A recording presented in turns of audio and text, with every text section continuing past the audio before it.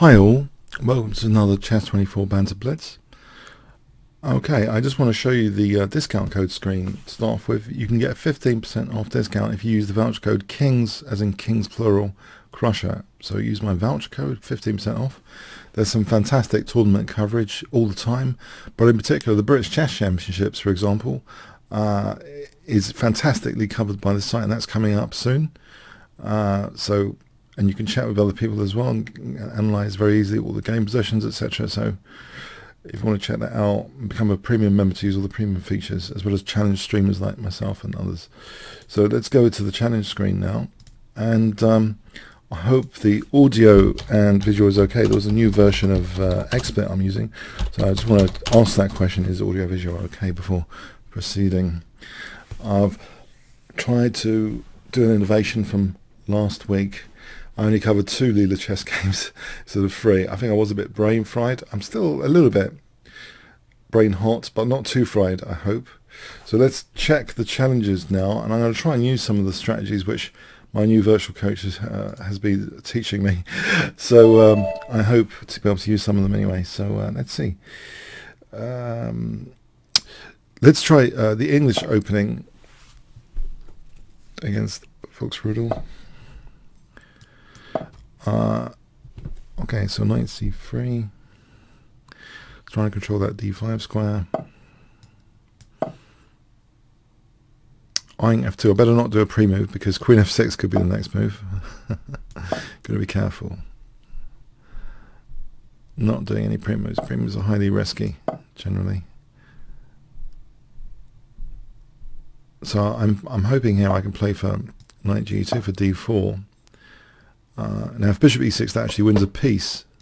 d4, d5 would win a piece. It's a common trap to be aware of. You can't play bishop e6 because there's d4, d5. It's tempting because there's queen e7, bishop h3. You might want to exchange off this guy, but d4, it runs into d4, d5, I believe, in this particular position. So this is a trap worth knowing about. It's not a trap I've featured on my channel yet. Actually, maybe I should after this game later today or at some point. When I've got some energy for videos. Okay, outside of what I'm doing at the moment, which is a bit mind-blowing, as I say. And I just feel right now, in the last few weeks, I've been exposed to a continuation of Irving Chernev's most instructive games of chess, because I've been seeing games with a lot of very powerful strategic ideas, which basically can overcome incremental depth search, which is very, very important ideas to be aware of for any over-the-ball player, to be able to play intuitive patterns which have great potential, like, connected pass pawns, is a huge asset to have as a calculation aid, to be able to quickly check out promising stuff. So I believe that intuition that you can get from books like Chernev is very important, just to be able to quickly evaluate positions, maybe a little bit better, more dynamically, than what the small sampling of when you calculate variations gives you. Is often not very far-seeing. So if you can have these patterns in mind, and I've been loading up on them. Basically, I feel I've been loading up on these big strategic patterns recently. So that's okay. There might be a sack on g4. So let's see, queen c2 and rook d1.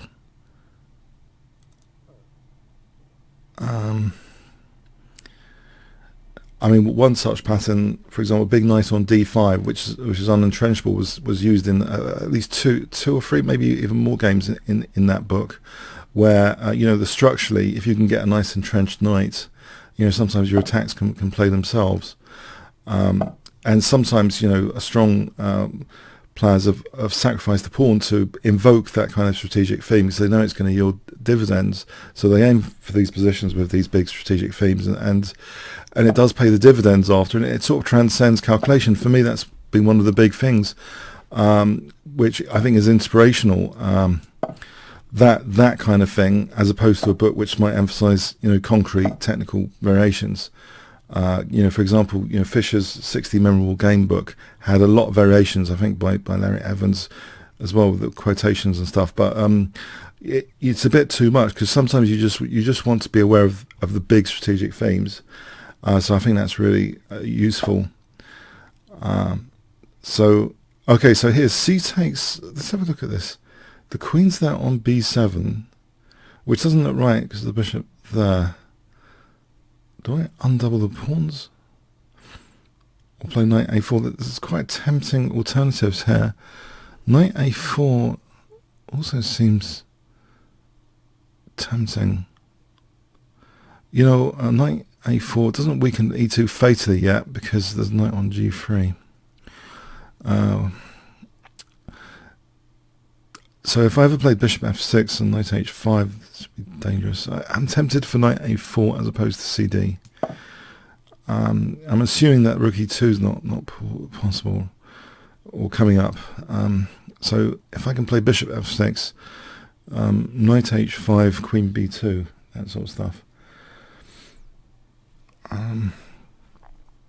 That looks very, very tempting here. Indeed. Okay, or I can even just close in that bishop. But I think c5, no, c5 loses the queen, so can I just close in that bishop first? Just to make sure this pawn's not pinned, so there's no potential disaster then after rook e2, if that is ever possible, but it's not at the moment. So c5, close in the bishop, bishop f6, knight h5. This all looks very lovely. Lovely. Okay, so bishop f6, knight h5 and queen c3. Looks all very nice. Queen c3 coming up. Rook e2, the sting's been taken out of rook e2 because of queen c3. Queen f6, mating with queen and knight is likely after that. So queen c3 coming up.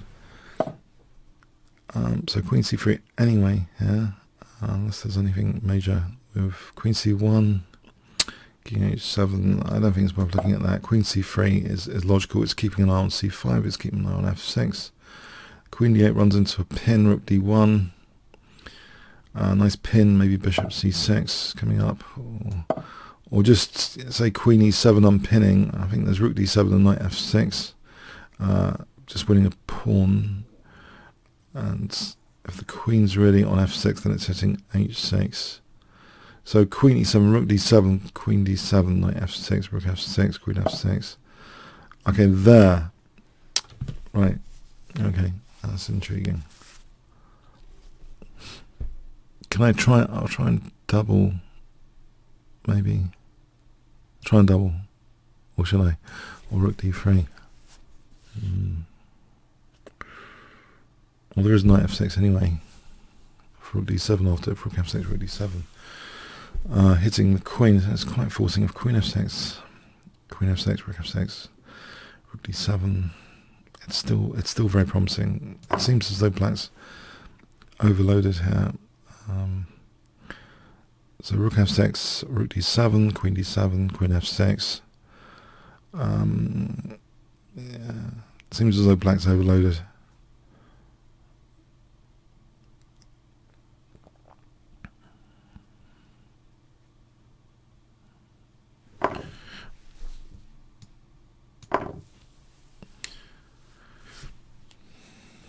Take some water.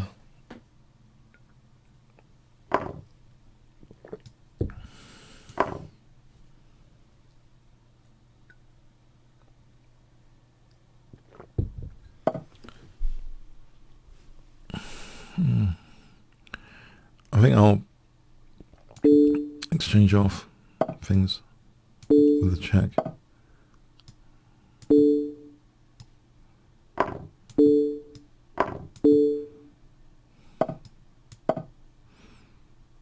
And bishop's still hemmed in. Oh, c6, I guess. Alright, thanks for the game, folks. Okay. Yeah, bear in mind that trap, d4, d5. You can't go into that trap. That's not a nice start position to have. Graph, hi there.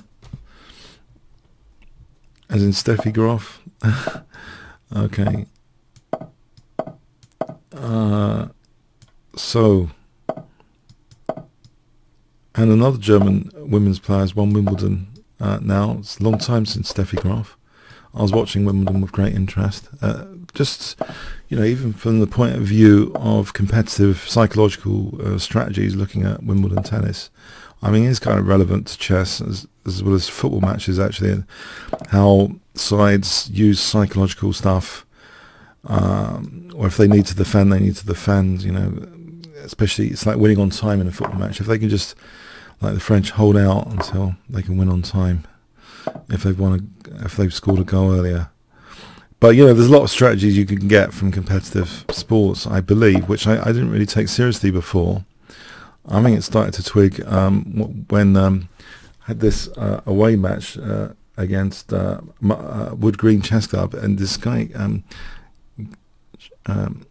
Genghis, was saying he got a lot of strategy from football matches, and yeah, I think that's really a cool thing.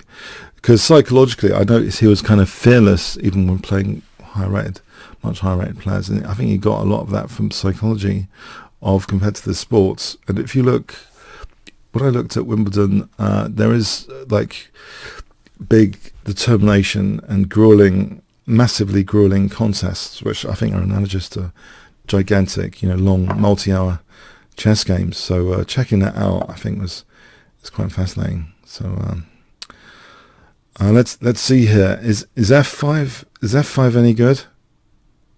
I'm in trouble. Bishop e6. Do I need to parry this? Bishop c8. I'm going to play rook a7 to e7 later. You can quickly gang out on d6 potentially. Well, say queen f2 to g3. There's not a concern yet. I think my big concern here is bishop e6. I want to get rid of this bishop e6 idea. Exchange off the bishops and try and use that e file. This is a kind of backward pawn. To try and tap into. I can't move the queen because I'm nannying d6 at the moment. So let's say rook c7 to e7. Can I double on the e pawn?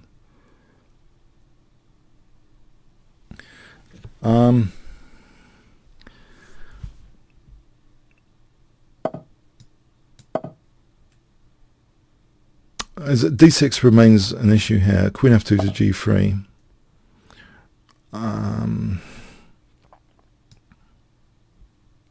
I'm worried that I'm going to cause congestion here, but there's bishop f8, I guess.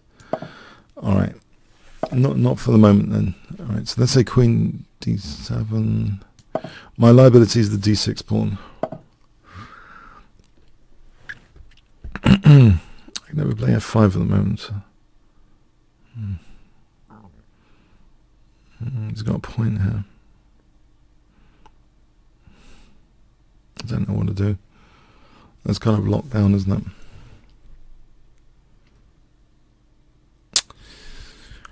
it? Sometimes waiting move.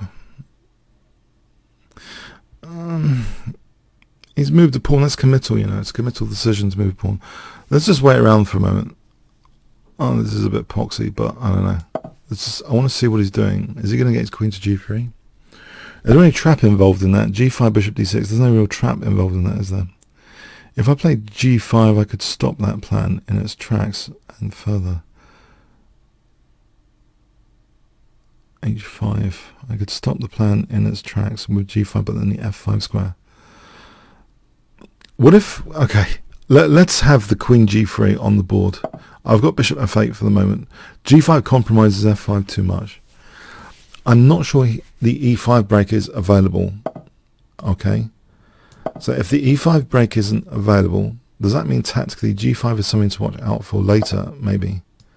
Around about here he's going to invoke me to play g5. And that's a better circumstance than before because the h5 pawn might be weak. After I push back and use the e5 square, h5 might be weak. So h5, g5. Bishop moves back, rook e5. The bishop can go on this diagonal. The f5 square would still be good. The f file would be very good for targeting f6. If you imagine the bishop here, doubled rooks on the f file, this could be really bad.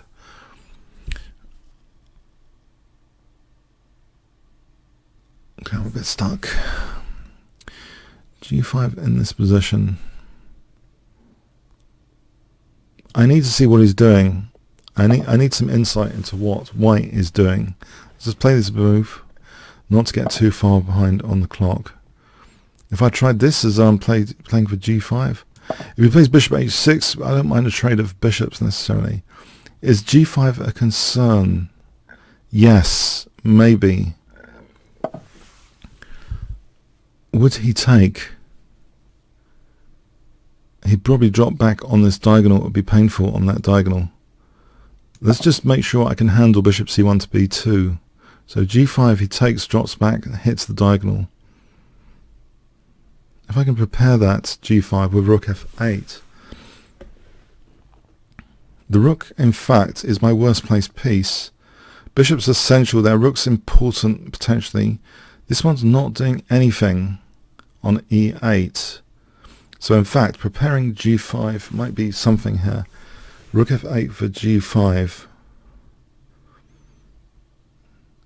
I've noticed there was this over the board game. My friend Alex was playing this like 10-hour game against the Grandmaster, who was very slowly preparing a pawn break, and played it when Alex was in time trouble. So not only the timing on the board, but the timing in terms of the clock position as well, to actually maximize the impact both psychologically and on the board of a strategic pawn break.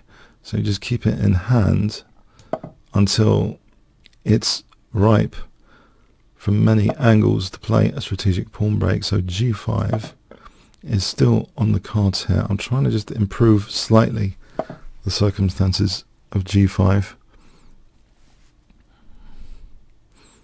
Maybe h6. Oh, he just takes queen d7.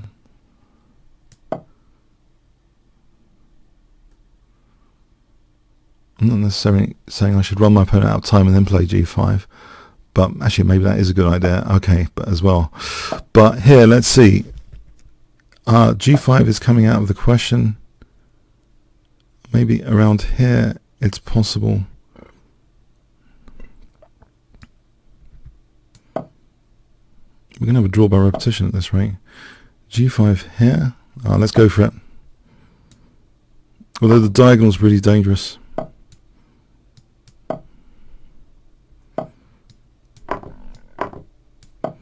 Bishop g7. I was going to play e5 now. Nope, I thought he played e5. Okay, I've just dropped. No, I haven't dropped d6 just yet.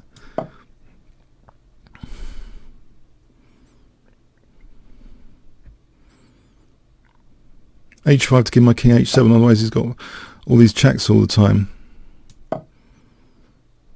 h4 for g3, h4 for g3, h4 for g3. I can exploit this pin much more powerfully with g3.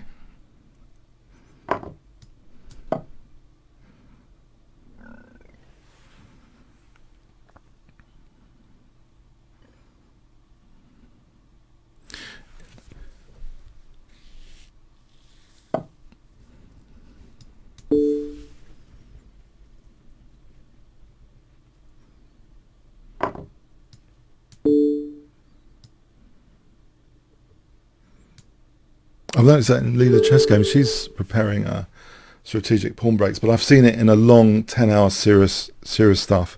There's 2600 GM. It's like 11 hours of play, and there's this break, pawn break.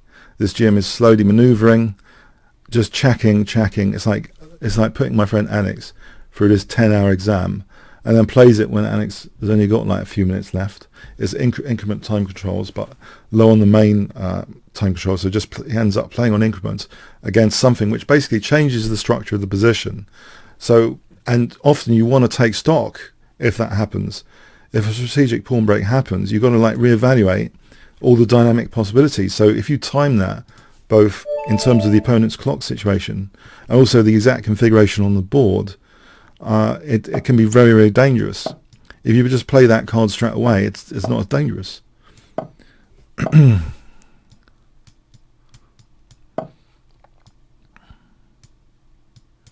D5 I'd like because it kind of weakens the dark squares.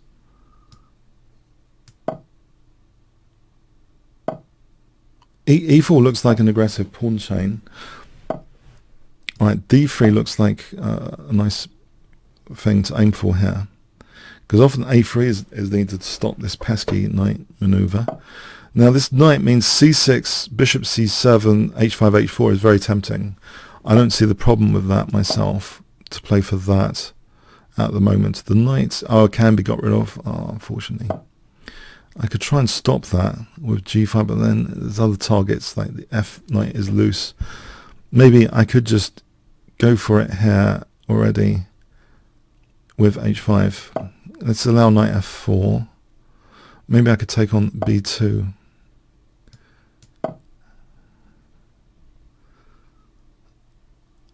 Okay, there is a problem with cd and knight b5 though. Am I taking a gigantic risk here with my king in the center? Yeah, this is possible that this is quite risky.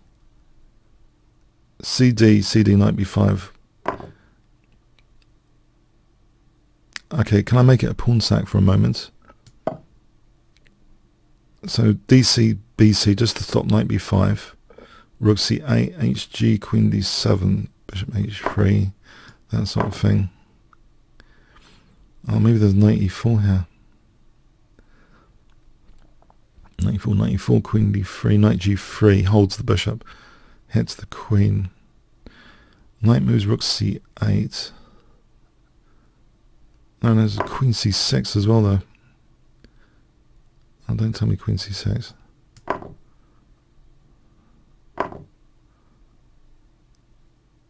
You know what? I think queen c6 was strong because of queen e4. Was that just totally winning?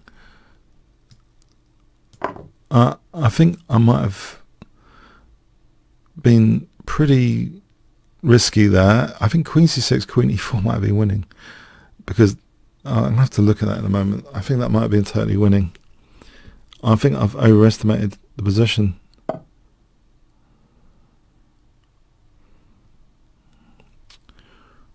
Alright, so if I've been let off, that's nice. Bishop g6.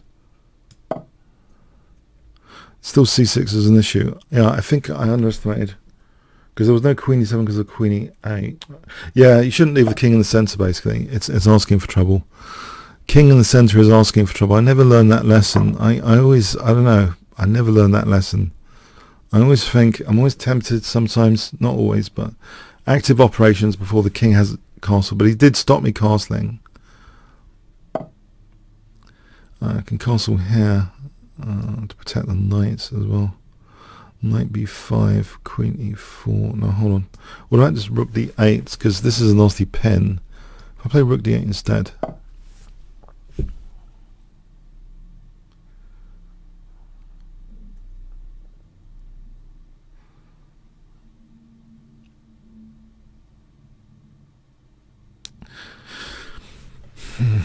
No, I think what I did was very naughty. We're going to see after that anyway. But my prospects, I think, here are much better than on the queen c6. hg, bishop e4, threatens rook h1, checkmate. Except he takes there.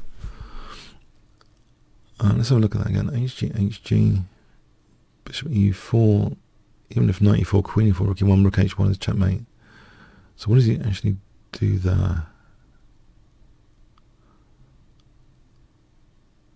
I mean, that's dangerous. hg bishop e4 is dangerous even with my king in the centre.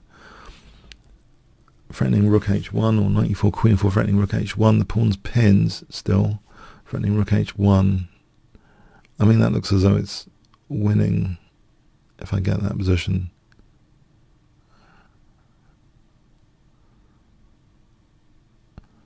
I think I might have been miscalculating actually. Queen c6 earlier would actually the bishop would have to drop back to. Okay, I have to look at that as high priority here after the game. I think it was winning.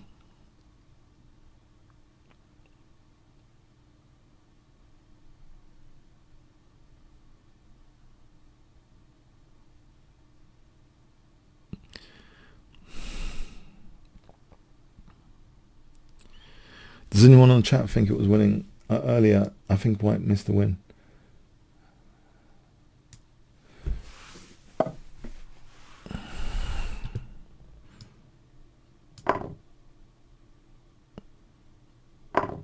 I think bishop e4 here looks very convincing because of rook h1, knight e4, rook queen e1, running rook h1. So rook e2, rook h1. This is very naughty to be playing an attack with my king in the centre now, but earlier I think it was it was execution of my king.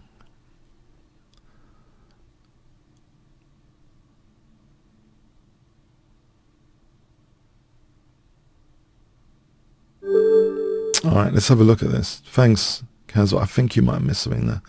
Let's have a look.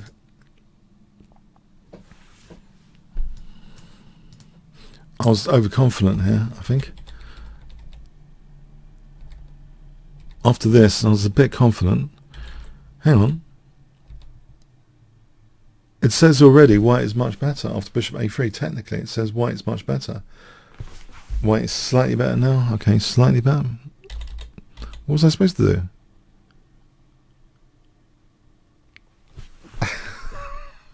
I'm surprised by that already. Okay.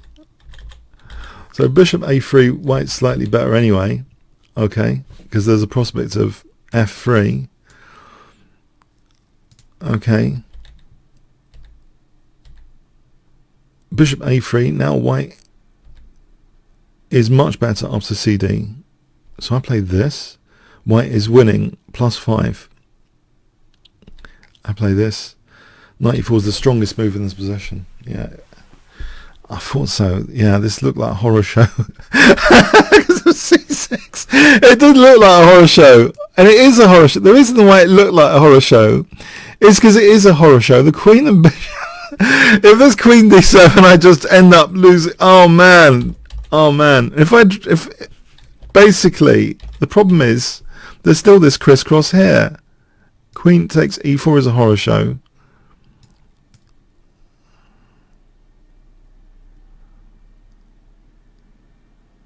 Just taking the knights is like plus 8.8. There's a threat of bishop c6 and queen e4. That's why rook c8 is important to stop bishop c6, for example. Just to put this horror show on the board. Mate in 2. So let that be a lesson to you all. Try and castle before active operations. But I was tempted by knight d3. Even at that point, it was too late. It was technically too late. Even at this point in the game, this is like losing for black technically after knight d3 because the bishop a3 stopping the king castle. Oh well.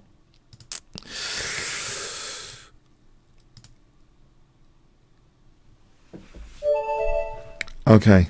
Hi, Grieve.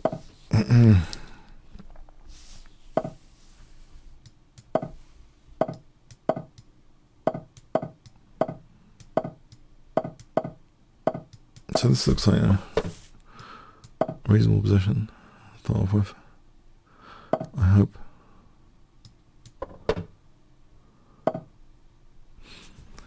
Try and play on the queen side. I could play bishop e3. I'm running into d5, d4, that kind of trap in reverse that I mentioned earlier. If I play like this with b4, I think it would be more handy.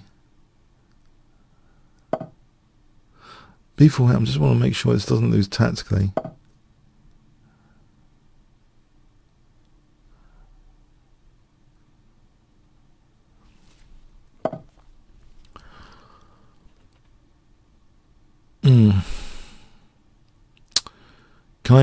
Can I get away with this though? I'm hoping I can get away with this in this particular configuration. I'm aware that d5, d4 is going to be potentially nasty.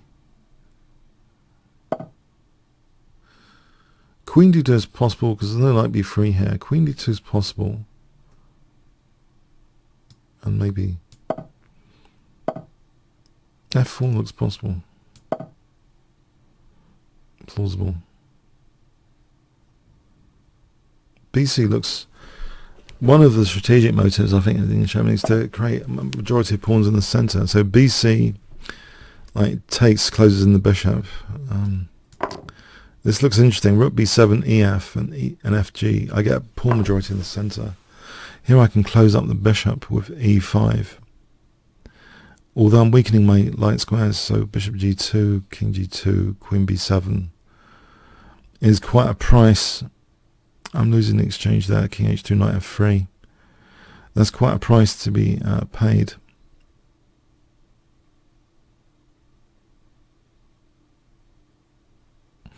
If I played rook f2, rook f1, I can prepare that. No, I can't. Yeah, I can, maybe. Okay, so rook f2 then. Try and control this f3 square a bit more before ef. Bishop g2, king takes, rook f1, check, queen b7, king h2, holding f3. Oh, d3 is weak now.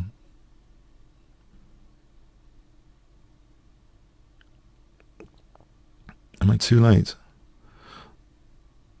Knight b3, queen c2, queen d3 hits the bishop.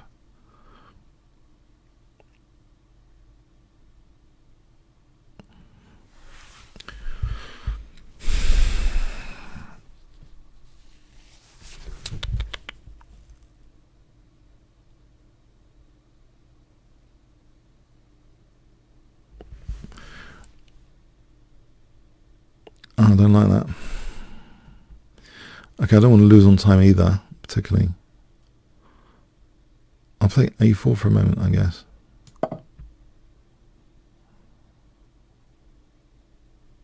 So I'm a whole minute down now. That's just great. So there's no rook f1 because of knight b3. Queen moves, queen d3, hitting the bishop. Oh.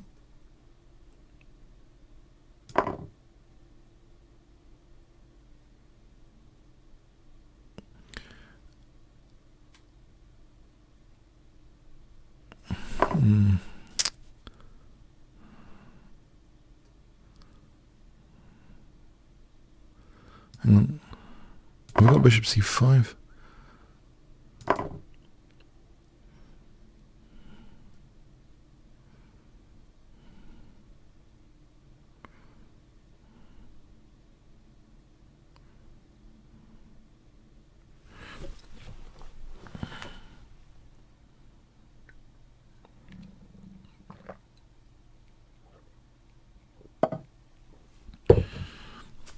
Can shut down that bishop now. And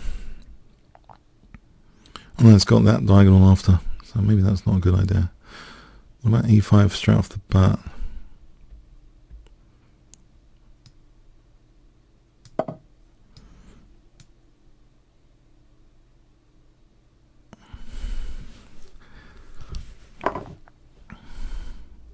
Oh no, splintered the piece.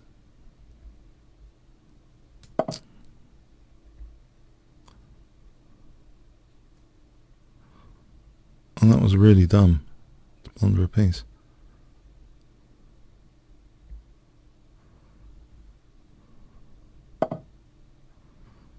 He's giving me a pawn.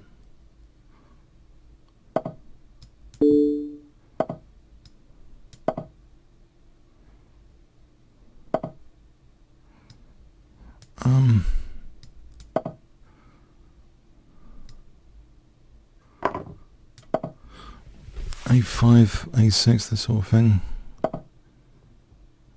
Maybe.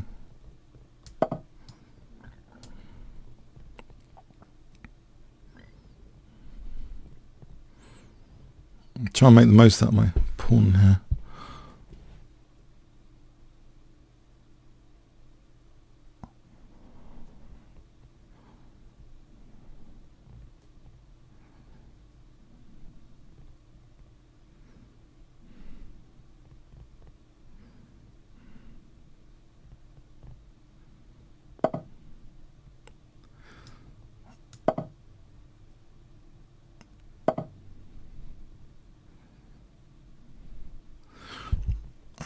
Get the knight back in.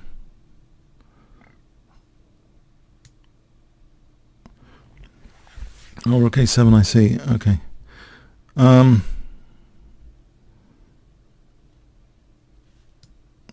So that seems pretty hopeless.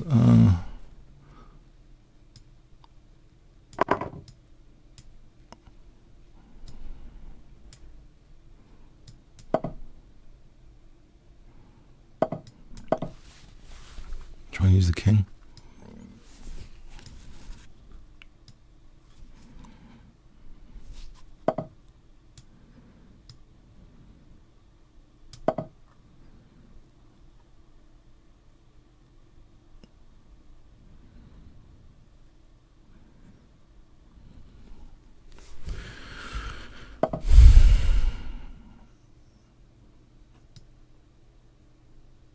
D8.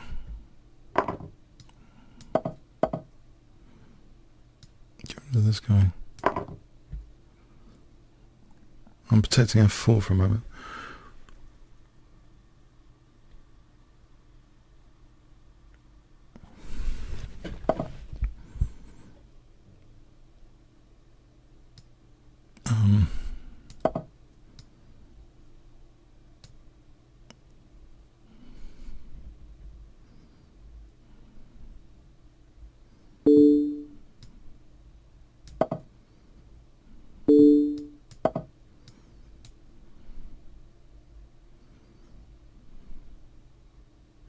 There's a problem here. If we move the bishop, alright, maybe e6 is dangerous. And then rook c8 for rook g8. I don't want his rooks combining forces. e6 for rook c8.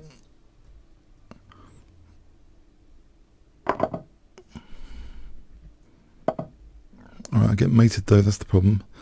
Check.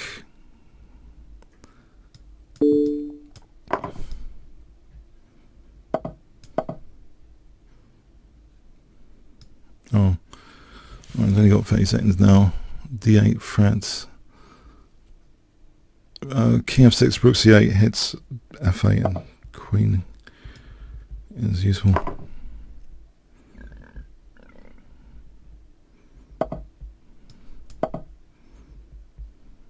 Can I get this out of there?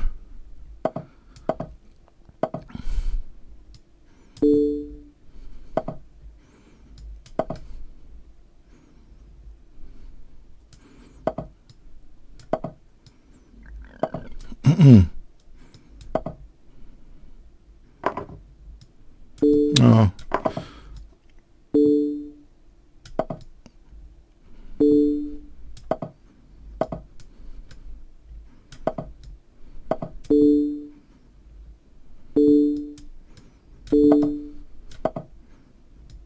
Yeah.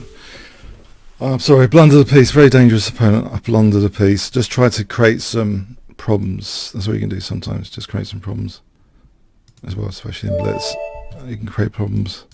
If one can create problems, it was not good. What can I say? My brain's slightly fried. I did look at 2 leader games today. Sorry, I shouldn't analyze any games on the day of playing. And I thought I'd be okay analyzing 2 games, but I ended up finding some theoretical novelty in the rule of Pez, which hasn't been seen for hundreds of years. So it was a bit more analysis than I expected to do. But yeah, on the day of playing, I don't think it's good to do some theoretical research work. Basically,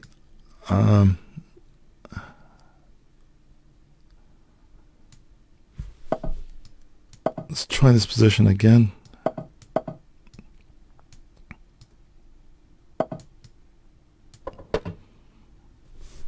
So another d4 nightmare is trying to be created here. This d4 nightmare bind, very classic recipe against the English opening. Very classic. The classic torture method. Very good. But as I say, one of the goals is to try and cause something like DC to get a majority of pawns in the centre. So this plan, although it looks as though it's wet lettuce, it has a strategic goal of trying to create a majority of pawns in the centre. I mean, that's something I read in these introduction books on the English opening. That's one of the strategic goals. Okay, but if I'm not losing all the pawns here, like b4, so c5.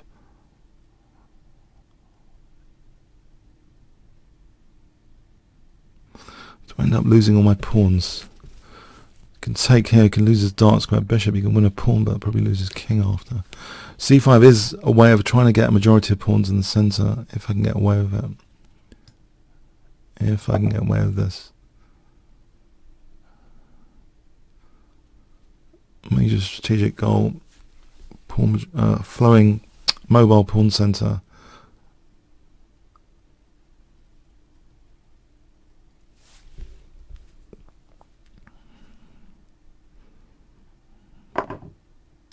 You can be tempted to try and win a pawn. I'm not convinced this is necessarily great for black to try and win a pawn like that.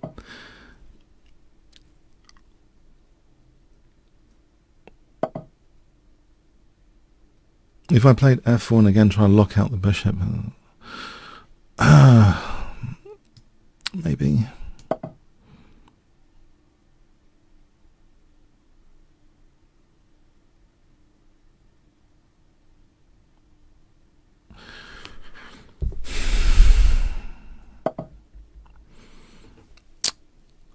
Yeah, I'm tempted. Knight f5, bishop f2. What's the big deal?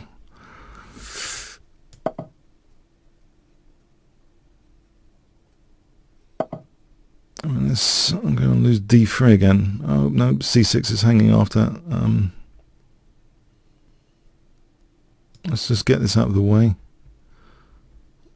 So knight e2, knight e2, queen d3 takes and take on c6. This is out of the way of knight f5 as well. What about g4, knight g3, or knight e4 here, knight e4, knight e2, queen d3.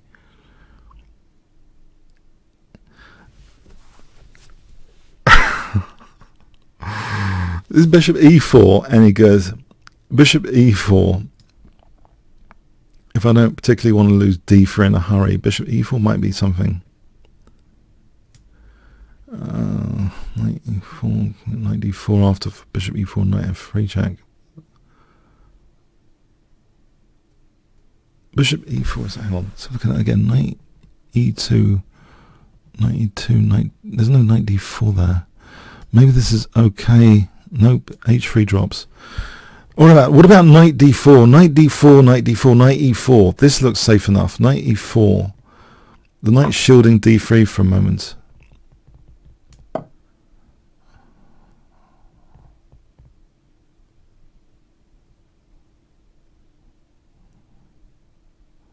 Rook c1, c6, at some point, rook c6, knight f6 would win the queen, but the knight's holding c6 as well.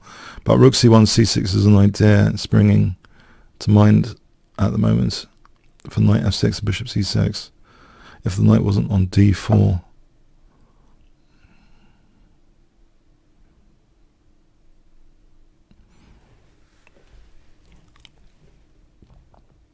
Knight g5.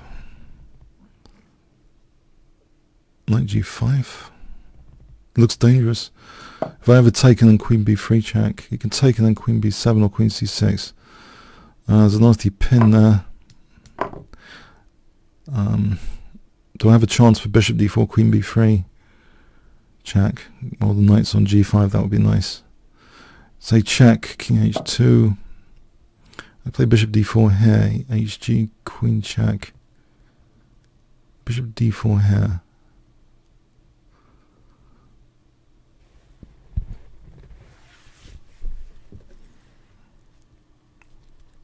HG.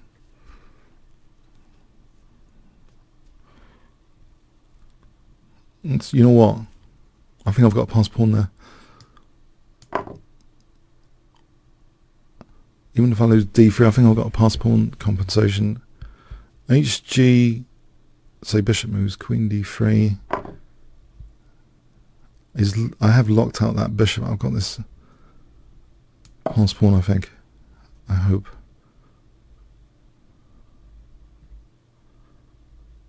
Of course, I've locked out the bishop though. I'm trying to do this locking out the bishop business at great cost sometimes, clearly.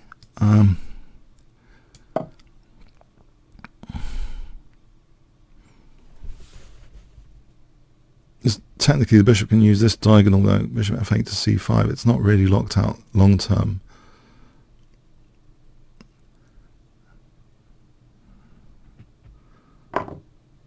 Right, this g-file could be handy to me.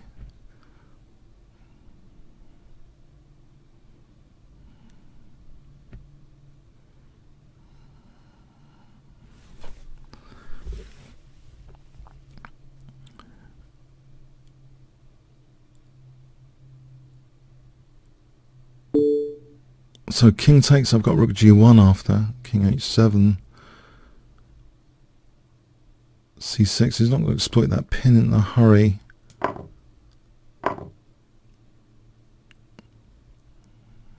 This one,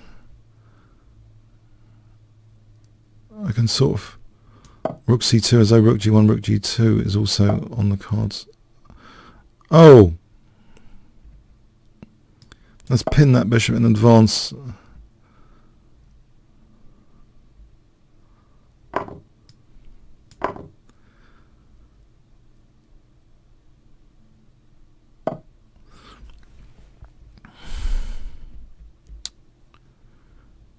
That's nasty.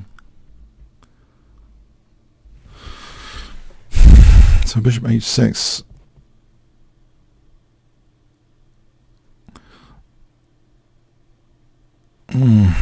Okay, not too many options which are palatable here.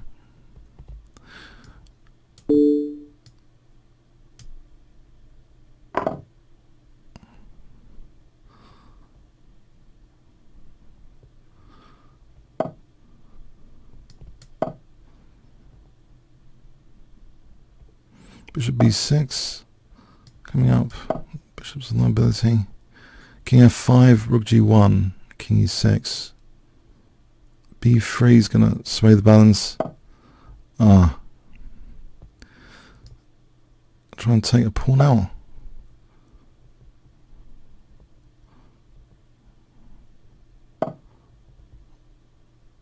Uh-oh. Okay, there's trouble here.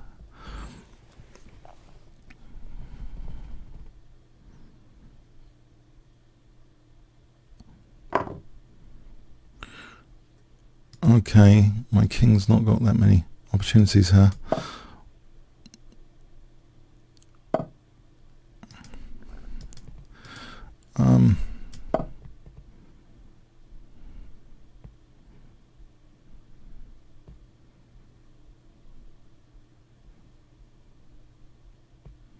Nearly amazing that check over here.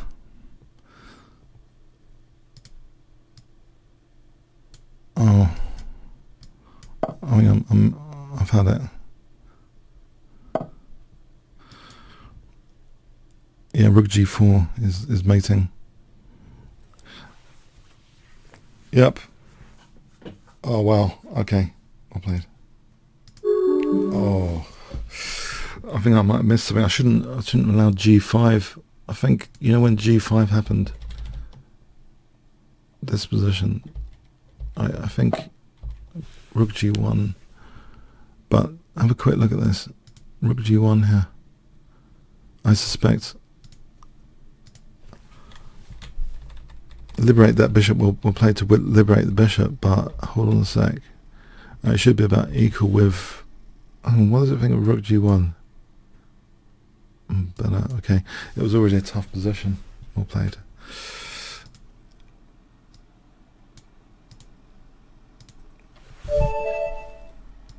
Okay.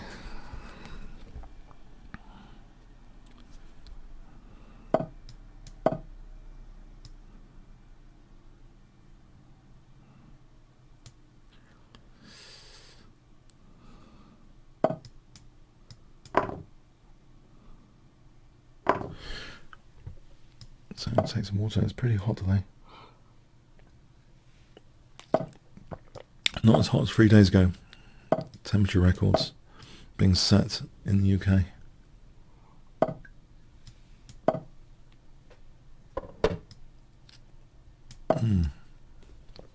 Great gift.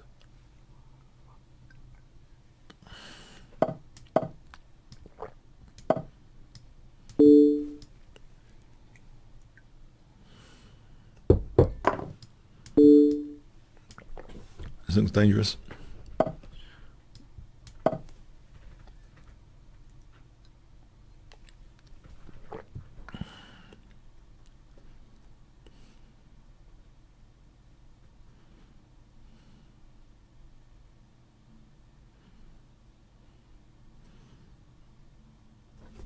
I'm not sure how it goes necessarily after rook e8. Oh, maybe badly. Check, queen h8, mating. This doesn't look appetizing. f6, g6, holds f7, escape square. Yeah, this is a classic Greek gift.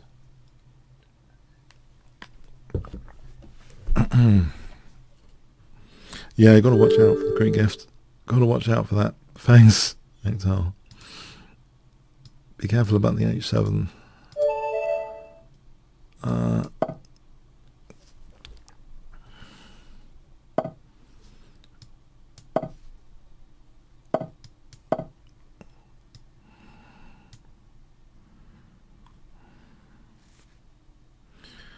It was all missed.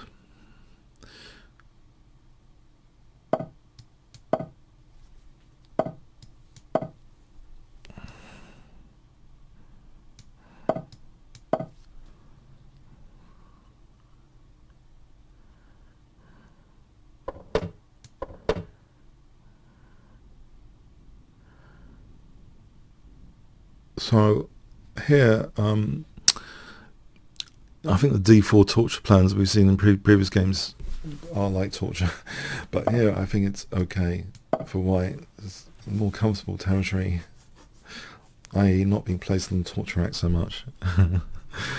I think, I mean, maybe I'm wrong, but you know, this looks okay.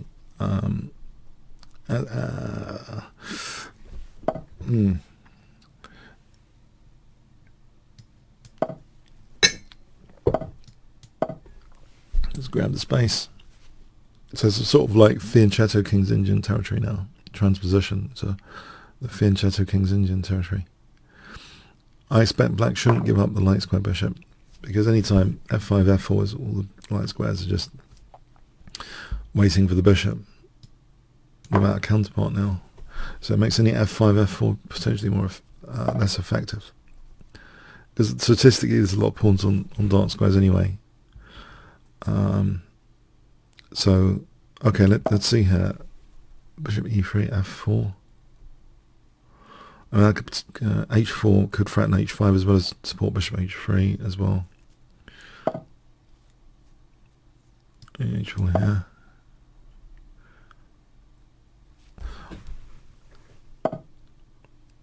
I think it's okay to do this. There's no counterpart. It's very quite rare, I think, to have this kind of scenario. There's no counterpart.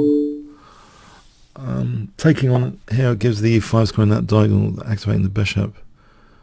Maybe queen g4, just keep things on light squares. h5, queen h3, fg, fg. This is an inconvenience. The important thing here, I think, is to keep the bishop closed in. And she's stopping knight d7 here.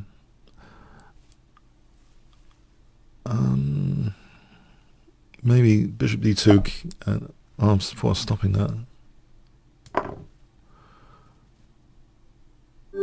Oh, I made a mental note of that. Okay, thanks to the game, as I missed. Yeah, the light squares, I don't know. They say when you play the King's Indian without light square bishop, it loses some attacking potential sometimes.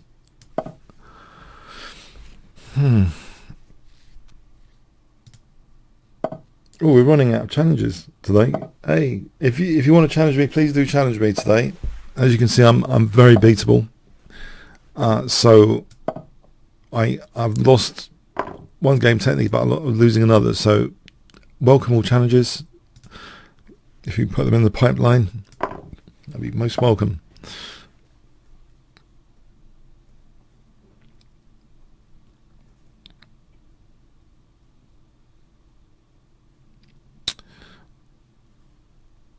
Okay. So I'm taking away from the centre to try and control d5 a bit. I've seen this before, try and control d5 a bit more. Often you want to capture towards the centre, but here there is a special significance here, I think. Try and keep control of d5 a bit more. Downsides, black can sometimes blockade against c4, like later torture c4. Things like b6, bishop a6, knight a5, that sort of thing, or here, and then b6, knight a5. c4 can be tortured, sure, and a5 and stuff. It can be torture. It is my turn here. I should move. Yeah, okay. Maybe it will be torture in this game. On c4.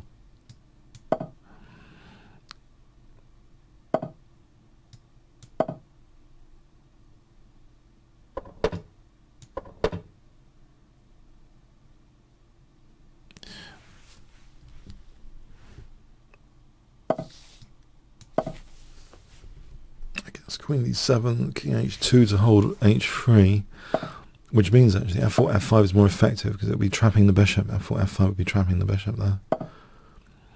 I guess black replies with f5 here, though, just in time. f5. I could take it then g4 though, for f5. Try and stretch out. I think this will open up the bishop.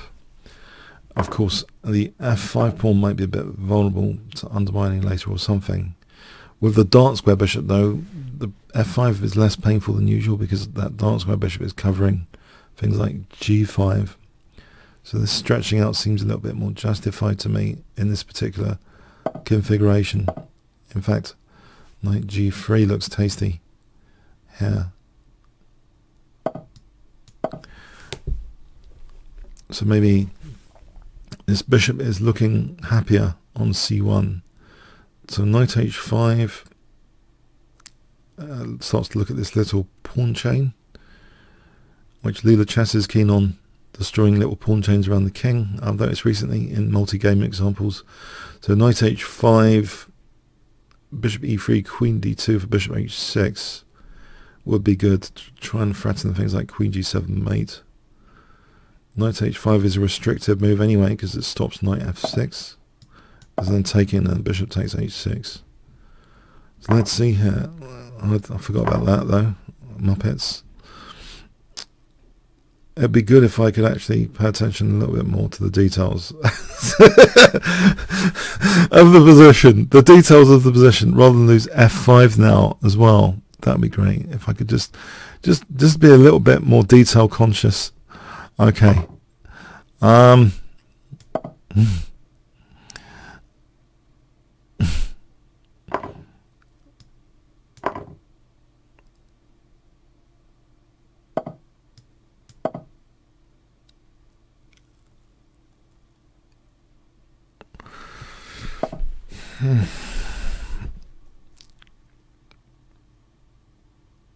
Okay, I'm a pawn down, but this looks as though the bishops are okay here, being pawned down.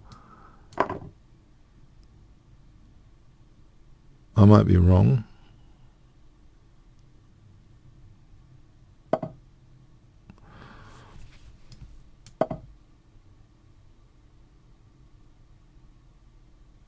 This queen f3, I'm thinking like to invade with queen d5.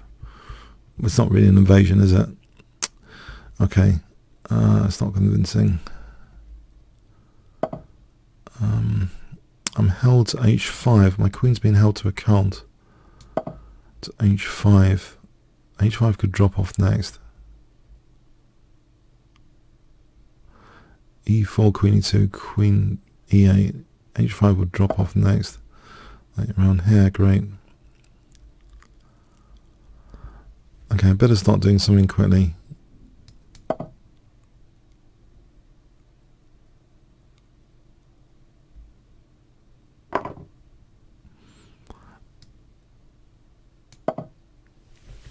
It's not looking happy.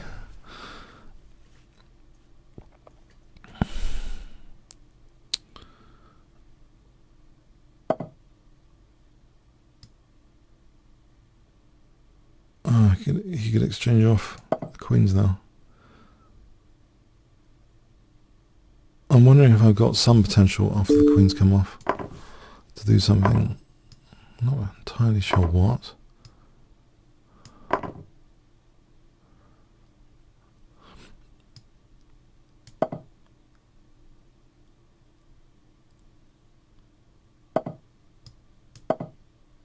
A4, maybe a4, b5 here is interesting. Oh, there's g4, that's nasty. Okay. Okay, a4 here though, I think might be useful, just to take in the bishop c4. It gives me a passed b pawn potentially.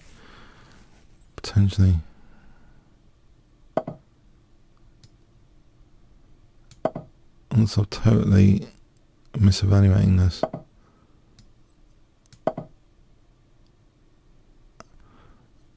b5. Oh, there's knight c1.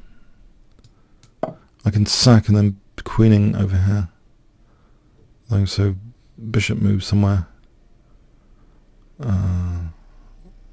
Say d5, a2. I take b6. Knights come back in time.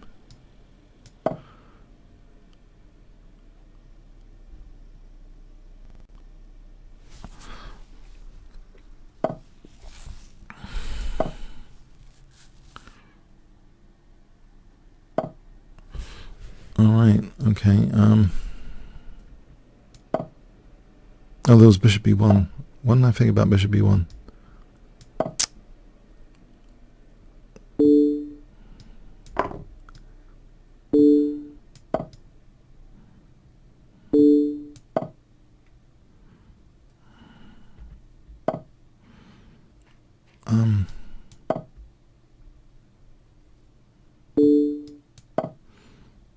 It's difficult with 5 seconds to play this, I think.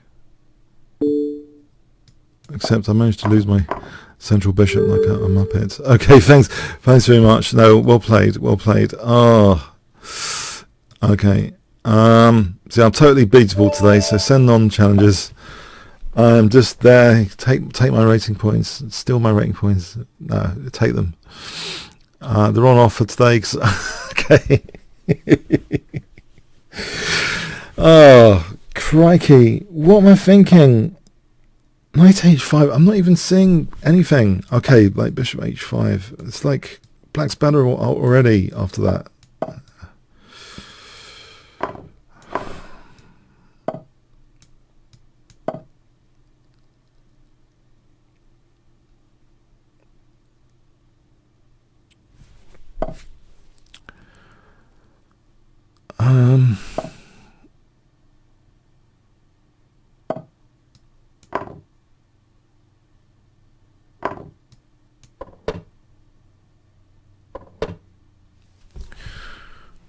This looks somehow too dangerous for the black king.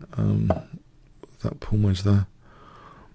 Now, I could be, of course, totally wrong about this, but in one aspect, queen h5, g6, queen h6, if black took the pawn here, there's bishop g5 and bishop f6, potentially. On the other hand, the bishop there is relevant for this diagonal and holding f6, so maybe even f6 there is possible. So, on the other hand, I could avoid this by playing knight e4 with similar intents, but without the hassle of this bishop to the rescue on the diagonal. So I'm wondering queen h5 now, bishop g5. If, yeah, this looks dangerous. If g6, c4, I can nudge the knight away from f6, knight moves, then knight f6 check. So g6, c4 for knight f6. Bishop moves back, queen h5. Queen h5 here, g6.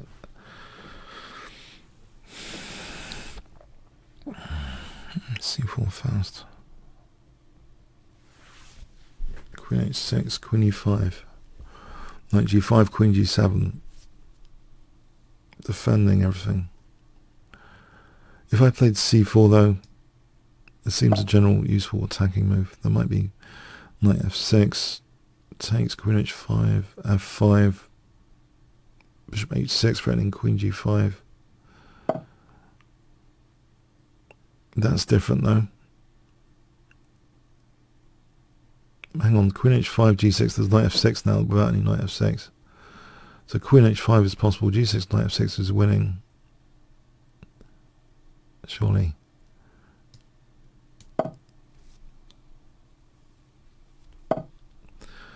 I could play f4 here or knight g5. If I played knight g5, h6, knight f7, holds e5 against either capture. Rook f7, bishop g6. That looks tasty. I'll go with that.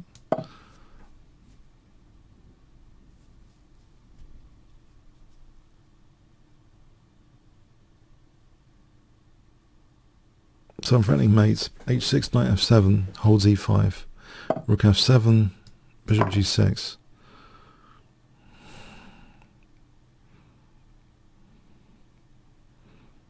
think of a rook left here like this. Rook a3. Idea to bring the rook. Maybe later when the bishop moves away.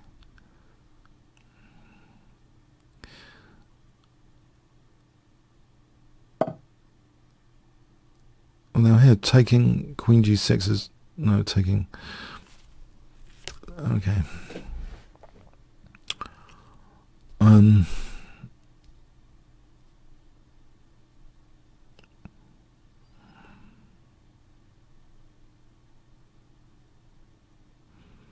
There is knight g... No, there isn't knight g5.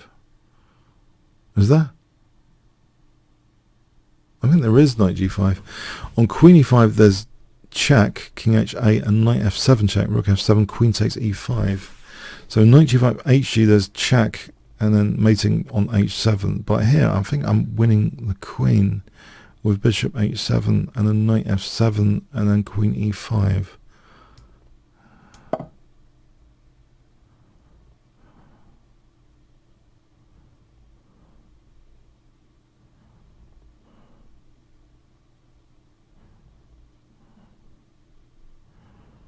So I'm rescuing the knight for a moment. It was tempting to play knight h6 as well.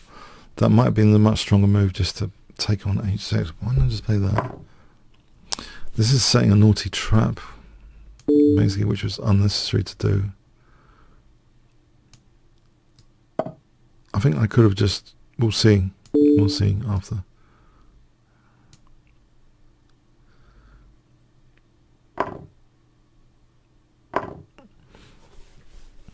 Right, c5 threatens queen e4 check to win the bishop.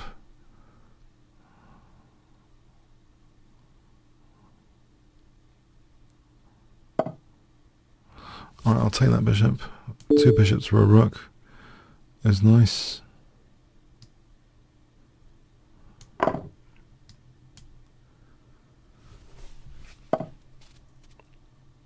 hold. Let me take on f1. Take with the rook. Knight d5 to e. Taking e3 is useful. Knight d5. I've got to be careful about knight e3. To be able to take with the queen rather than lose everything. Get checkmated would be good. Okay.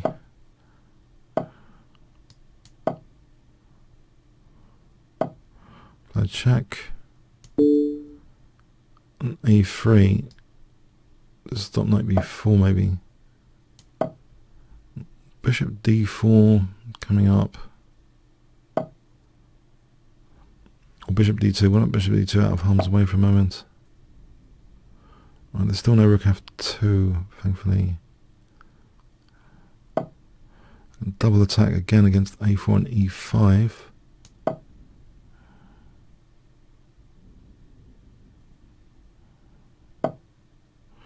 This knight g4 business, I think it's okay. I can play queen e2.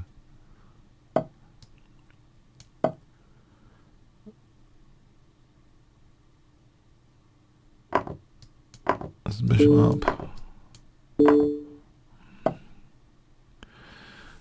Hold against things with bishop d6.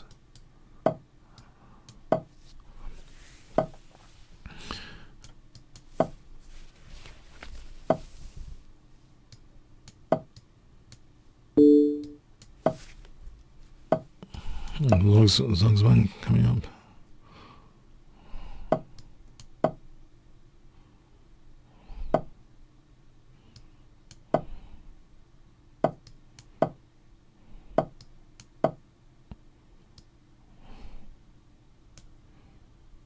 Well, thanks for the game, Ivan.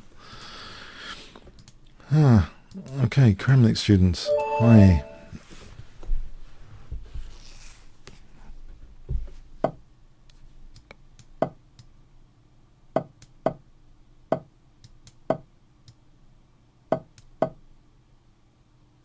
Try this. Keep things closed. I'm thinking h5 for bishop h6. Just want to accelerate my knight still being on g8 here. because strategic imperative to exchange off the dark square bishop.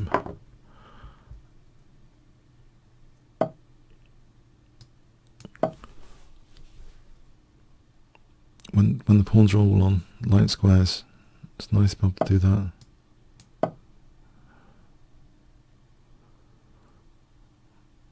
So one question here is f5, f4 might be desirable for pass pawn potential in the endgame. He could take on f5 and got some sort of g file, so let's play this. I can do this more freely without this bishop hanging around as a bad bishop. Right, that is a tactical concern. Knight f7, trying to get the knight away from the firing line.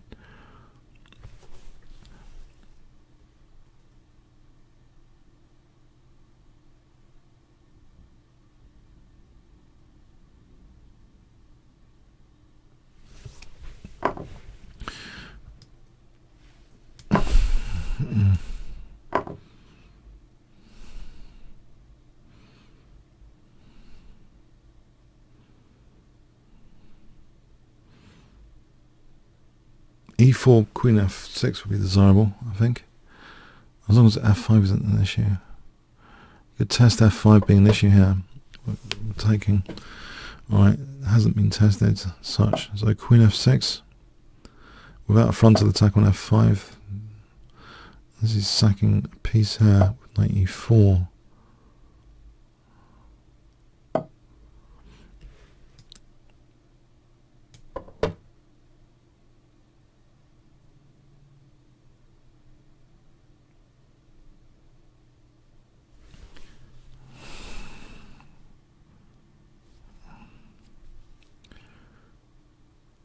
I'm not sure the knight sack is that convincing here.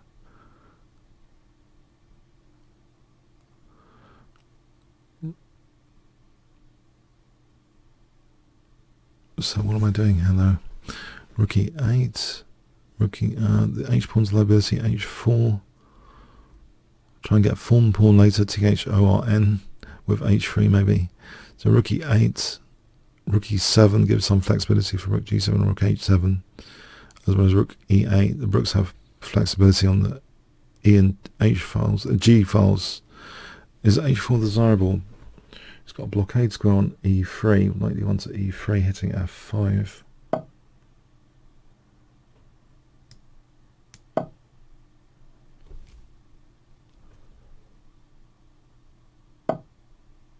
Right, what's happening here? What's happening here? Using the blockade spell for the other knight to hit f5. Alright. King a bit away from the action.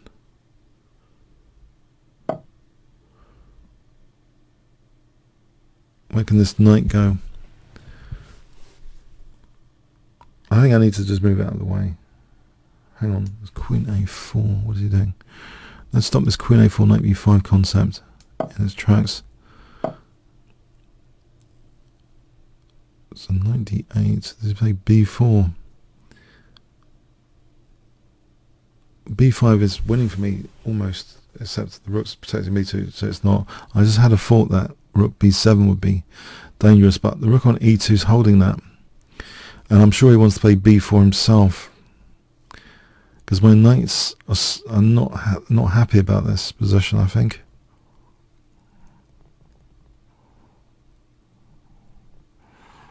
You know what, the quicker I play b5 to get the rooks on the b file. Do I wait for b4? Now b4 had to take on c3. b5 takes, knight b5, queen b5, rook b7, queen moves.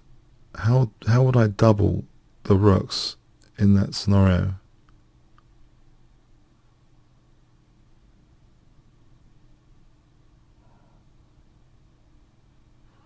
My queen's kind of tied down to f5.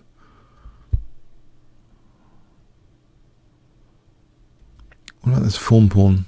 Put the form pawn in for a sec. I'm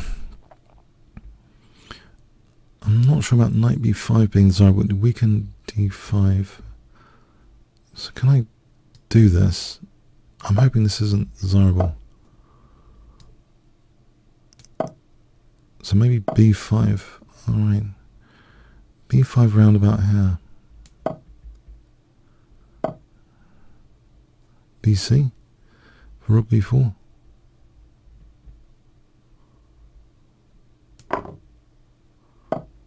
What is knight b5 here? What's going on?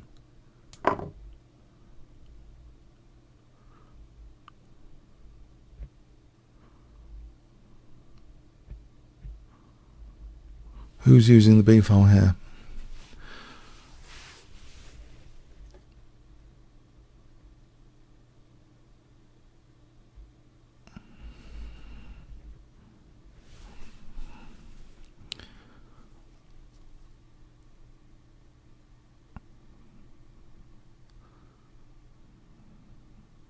I know there's some excitement after rook c1, as though the break, there was some excitement about the pawn break.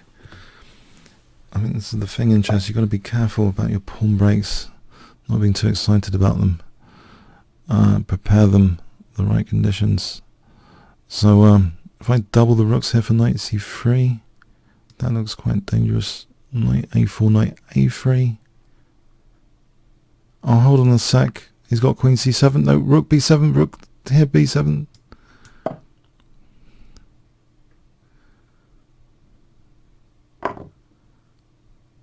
Well, there's knight c3 here. Oh, he's got rook. Oh, he's got knight b2. Very good. He's got knight b2. So have I actually achieved anything? Oh no, maybe I haven't.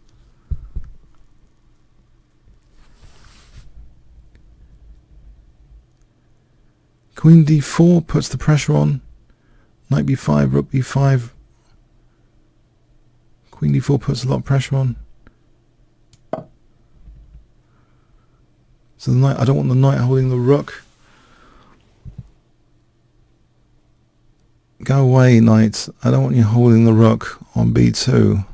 Go away. Knight b5, rook b5, queen c7, rook 8 to b7. Knight a3, knight c3, rook b2. Queen a4, knight c3, rook c3, queen c3.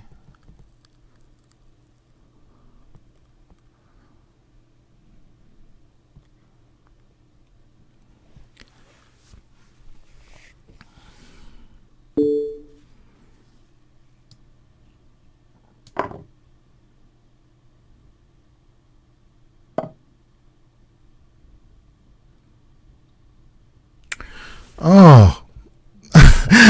Oh, okay. I'll take this guy. I've got to catch up on the clock as well. I'll take this guy.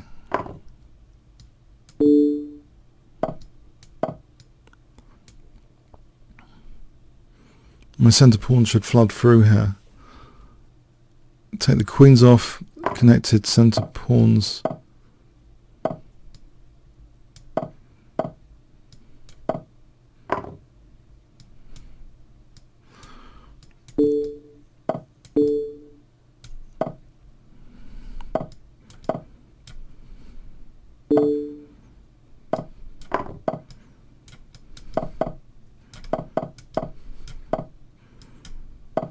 Uh-oh.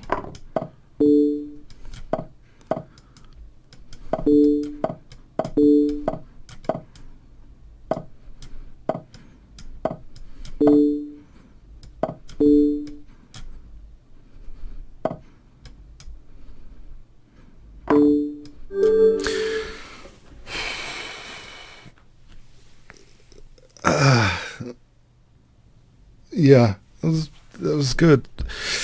Yeah, I think a lot revolves around the pawn breaks. A lot revolves around the excitement of the pawn breaks, not being too excited around them. Trying to maximise when they're played. Thanks. Okay.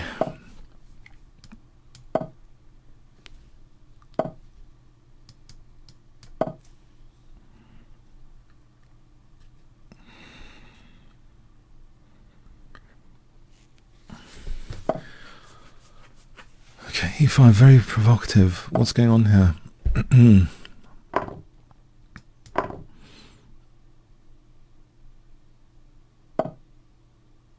Queen g4, I want to try and tap into this immediately, this g7.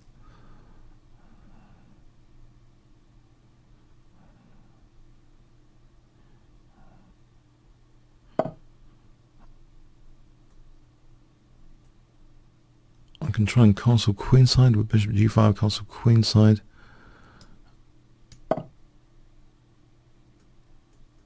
Any h6, there's bishop f6. I'm getting a few pins. D pawn, knight pinned.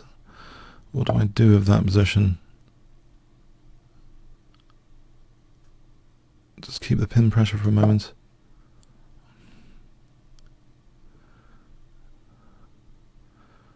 Knight h3, maybe knight f4 for g6 with bishop d3 in mind. So say bishop g6, knight g6, knight bishop e7, checkmating the queen. Could be a goal, but e5 is a problem here, or is it? Is there bishop f6? I think I can let him take that.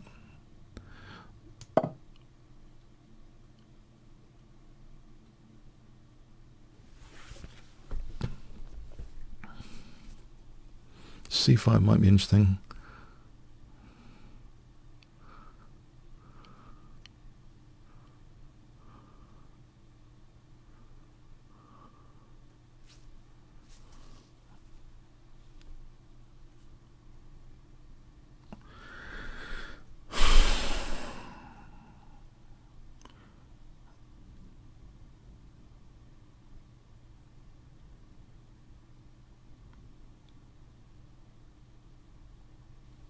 Am I still connected? Hi, am I still connected? What's going on here?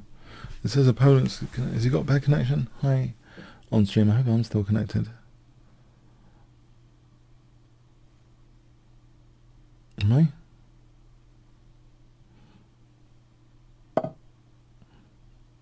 Right, c5 for bishop b5 looks dangerous.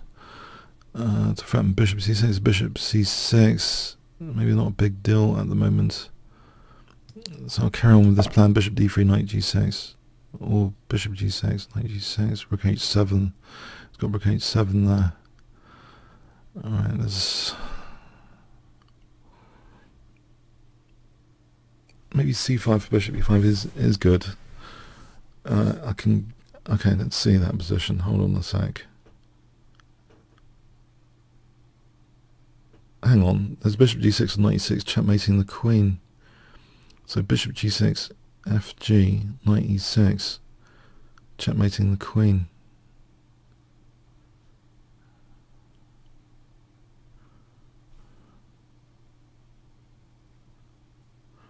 No, I just wanted to make sure my connection was okay. And I was just checking connection because it says opponent disconnected all the time. I'm a bit worried.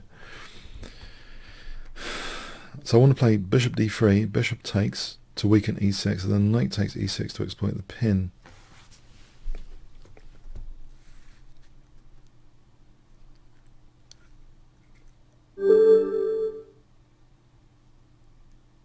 I won on time there. Okay, I think it was a nice position anyway, this position. Let's have a look at it. I think it's a good position. Well, it says white's winning anyway. So say here, does it agree with my little plan? Bishop d3. Oh, there is knight e5, but say he didn't do anything. I'm looking at this possibility. Knight e6. Does he get too many pieces? According to the engineer, he'll get too many pieces there. It's only a slight advantage for white. Okay, there's other ways of playing it more calm. Oh, there's bishop f6. Here. Black's not doing much.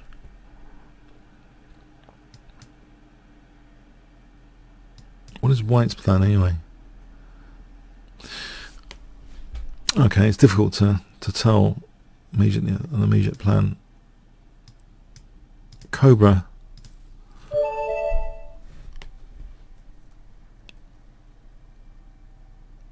Hi, Cobra.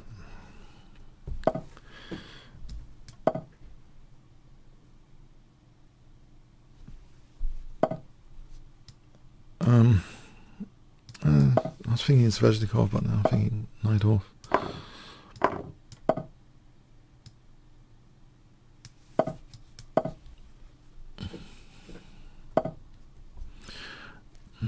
Quick e5 here.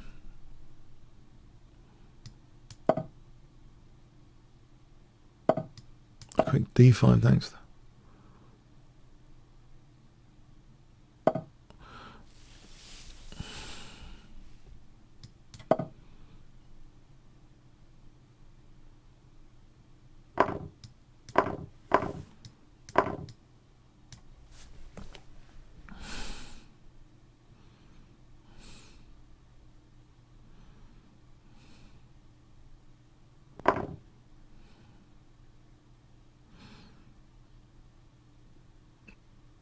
Well, it's not a hack attack position necessarily now. No, knight c5 is a pain, isn't it? I'm playing bishop c8 or something. It's not exactly a great advert for what I've played. Don't really want to give up the knight square bishop.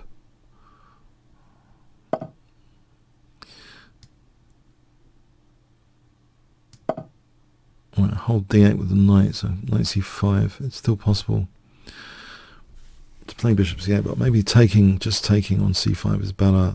Giving up the dark square bishop maybe is not as bad as giving up the light square bishop. I'm thinking because there might be a reason.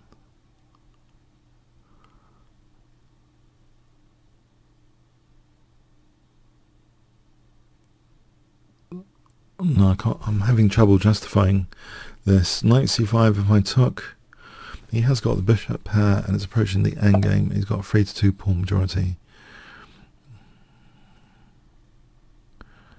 This seems logical anyway, rook c8.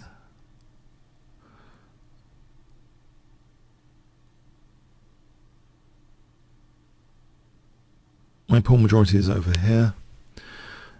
It's going to be difficult to realise.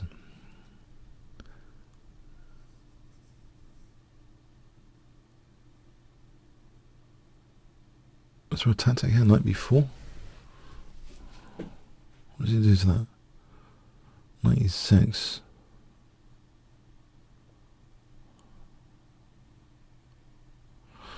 Okay, so if I took and then f6 and king f7, yeah, I think I'll go with this. As long as there's no major entry point on the d file. Add some solidity to e5. I'm aware I've got this pawn majority to somehow make use of, and he's got the pawn majority here to try and parry. He's got the bishop here. This could be immune because of g6 trapping the bishop potentially, so I could test the d file.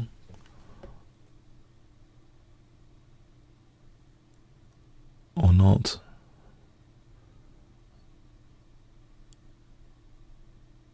So I can test the d file. I think the pawn majority here somehow can I get it ready? Can I get it more ready for the endgame? h4, g5. Just try and make it a little bit more ready. Right, g5 stops f4 anyway.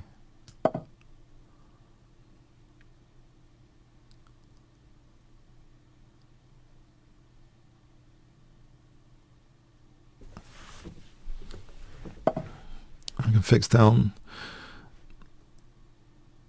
Probably a good idea. Probably. The knight might have f4 later. Stopping all the pawn breaks, locking them down. Like Adams, known as the Spider, he does that in endgames. Michael Adams, Britain's top grandmaster, fixes down pawns towards endgames. But here, okay, I'm playing against the bishop pair. It might not be that straightforward to do much. The knight can reroute to f4 via d8.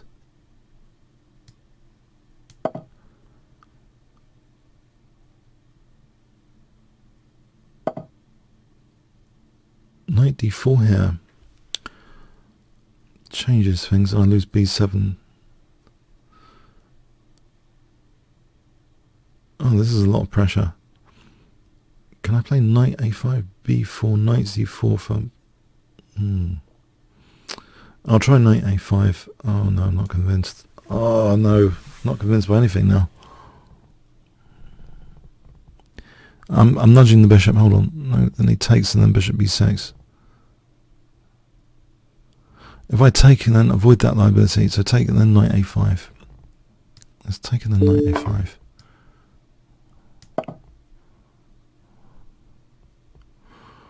Then maybe b5 to get rid of this liability on b7 for knight c4. Alright, knight c4 around here. Bishop b7, rook b8.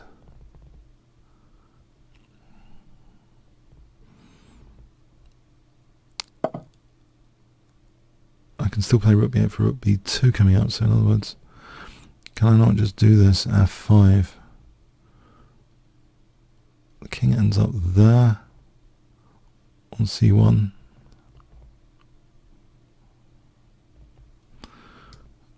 Let's see. Oh, he's got a6 as well. This might have been a silly idea. And he's got a6 as well. Why did I do that? Let's just get out of this issue.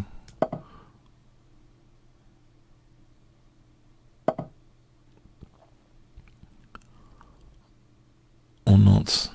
Okay.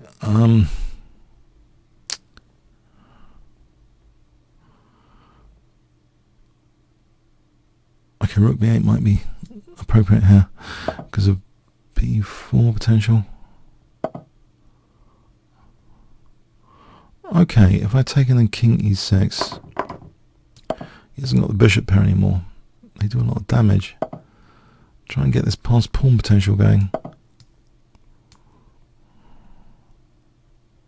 Or is it just the weak pawn?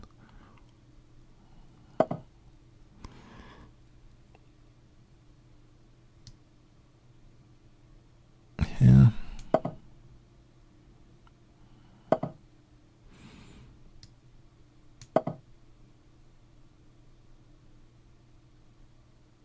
Rook d2 would seem interesting. Rook d2 seems very interesting.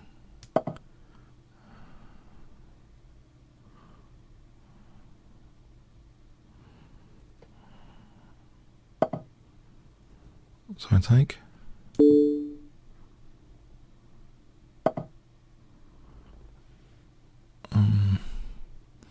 Take on g2 here.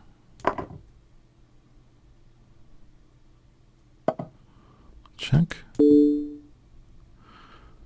take another pawn.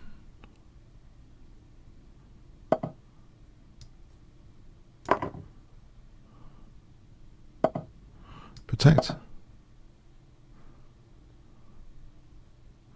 Take another pawn over here. I think Mike's losing all the pawns. Where have all the pawns gone? All the pawns are going. Right, thanks, Cobra. Alright, I hope you enjoyed this week. If you found it fun, 1 fun, 10 boring. So if you found it fun, 1. Nearly fun, like 2, you know, until 10 boring. Okay. Yeah, have a good rest of the Sunday. Yeah, see you next week. Thanks very much. Okay. Check out the other chess games on my channel. They're pretty cool and instructive. Neural networks are taking over. Going to revolutionize chess analysis. Grandmasters will start playing these weird ideas. You'll see it. I've said it here. The whole of chess is about to change in the next few weeks and months. It's changing rapidly. It's a new revolution. Anyway, see you next week. Thanks so much.